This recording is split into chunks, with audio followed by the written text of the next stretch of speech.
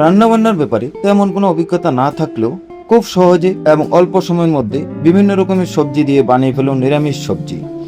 আমি কেটে নিয়েছি বিভিন্ন সাইজের বরবটি, আলু, বেগুন, শসা, লাউ, গাজর, ঢেঁড়স, টমেটো, প্রায় 1 থেকে 1.5 কেজির মতো। চাইলে আরো অনেক রকমের সবজি দিতে পারেন সিজন অনুযায়ী। 1 থেকে 1.5 ইঞ্চি সাইজের এক টুকরো আদা আর 4-5টা কাঁচা লঙ্কা গ্রাইন্ড করে নেব। চাইলে আপনারা পেঁয়াজ রসুনও দিতে পারেন। একটা প্রেসার কুকারে 1/2 কাপ জল দিয়ে তাতেই দিয়ে দেবো গ্রাইন্ড করে রাখা আদা লঙ্কার পেস্ট। ছোট চামচের আধা চামচ করে জিরা, ধনিয়া, হলুদের গুঁড়ো আর লবণ স্বাদ অনুসারে। এবার দিয়ে দিচ্ছি এক এক করে কেটে রাখা সবজিগুলি।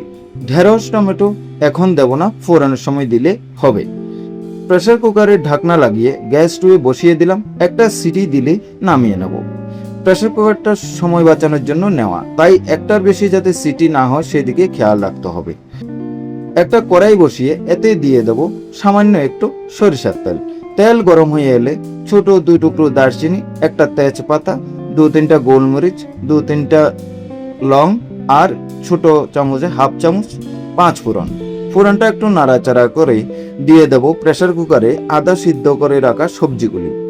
সাথেই দিয়ে দেব কেটে রাখা ঢেঁড়স ও টমেটো। এখন সবগুলোকে ভালোভাবে নাড়াচাড়া করে মিশিয়ে নিয়ে ঢেকে দেব।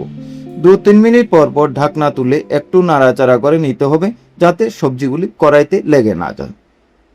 দেখুন সবজিটা ভালোভাবে সিদ্ধ হয়ে গেছে। ঝোলটা শুকিয়ে মাখা মাখা হয়ে গেলে গ্যাসটা বন্ধ করে দেব।